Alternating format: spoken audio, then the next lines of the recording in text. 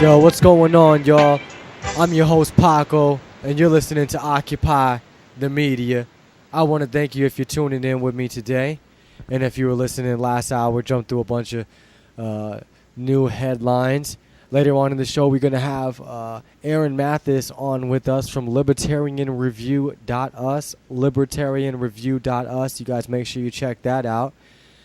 And don't forget, Ron Paul is coming to, UC Davis today. I keep on forgetting what it is. I keep going blank on my mind.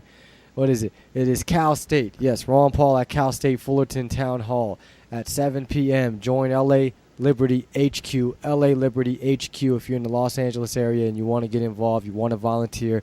We will be registering people to be Republican, as many as possible. Okay, so got this clip here that we're going to go in and play. Looks like, what is this? MassLive.com did a little news segment on Romney's delicate dilemma in Massachusetts because we're embarrassing him out there. So I'm going to go ahead and play that clip for you guys real quickly here. And let's go see this play. This fall to make it official. He still needs a majority of delegates to back him at the party's convention. And Romney just got an unexpected delegate surprise in his home state. It may show that those who back Romney's challengers aren't ready to give up yet. Our political reporter Allison King joins us with the story now. Allison? Well, Christy, to be clear, because of the way the primaries work in Massachusetts, all the delegates who voted for Romney on Saturday at the Republican caucuses are now bound and committed to vote for Romney at the convention in August. But many find it strange that some of the state's best-known Republicans, Romney's hand-picked choices, are not the ones who won. I'm going to become the next president of the United States with your help in November. Mitt Romney has confidently moved into the next phase of his campaign, general election mode. But a recent event in his home state of Massachusetts highlights the fracture in the Republican Party that's been left in the wake of the primary. More than 2,000 Republicans turned out for Saturday's state caucuses, including the party's biggest names. Running for delegate, Romney's Lieutenant Governor Kerry Healy and House Minority Leader Bradley Jones. Running for alternate, 2010 Republican gubernatorial candidate Charlie Baker and Essex County Sheriff Frank Cousins. Shoo-ins, right? Wrong. They all lost, as did more than half of Romney's chosen delegates. So who were the big winners of the coveted delegate races? Former Ron Paul supporters. Asked how that could happen, Charlie Baker said, "I give the Paul folks credit. The Romney team turned out far more attendees at the caucuses than in the two previous presidential election cycles, but the Paul folks turned out more." The Tea Party and the Ron Paul types don't like the institutional players. Democratic analyst George Bachrach says Romney is seen as the establishment guy who is still making peace with other factions of the party, including Ron Paul supporters who have worked quietly but successfully nationwide to get their delegates to the Republican National Convention in Tampa. Here in Massachusetts, it's merely awkward that your best friends were not selected as delegates to go to the convention. But it does point to a national problem, which is this split in the Republican Party. Au contraire, says Rob Eno of the Red Mass Group website. What it shows is that there's a grassroots effort in the party to help grow the party in Massachusetts, and you're going to have excited people to go down and cast their ballot for Mitt Romney that want to work on the platform and other things to bring a liberty-minded message to the convention. As for the suggestion that Ron Paul supporters have a grand plan to create havoc at the August convention, it certainly was their plan in the beginning when they thought that there might be a brokered convention. There's not going to be a brokered convention.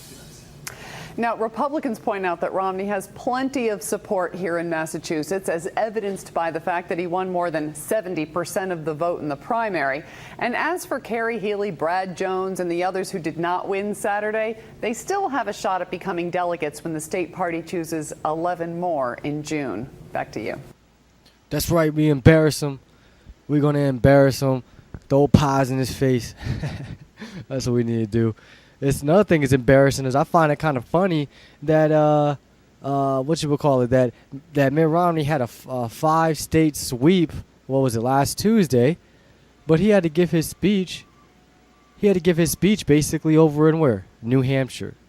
New Hampshire didn't vote. You got Massachusetts, your home state. What else? New York, Rhode Island.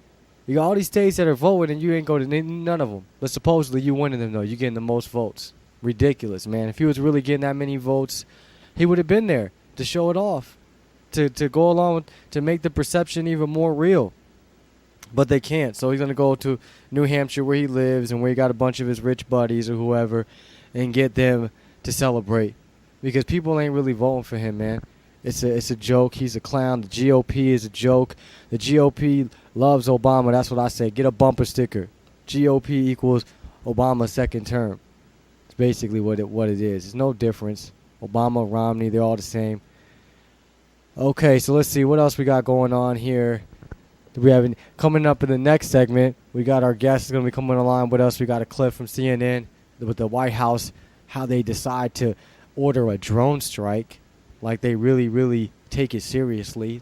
We don't want to hurt nobody or kill no one, but yet you murdering tons of people out there, creating more terrorists.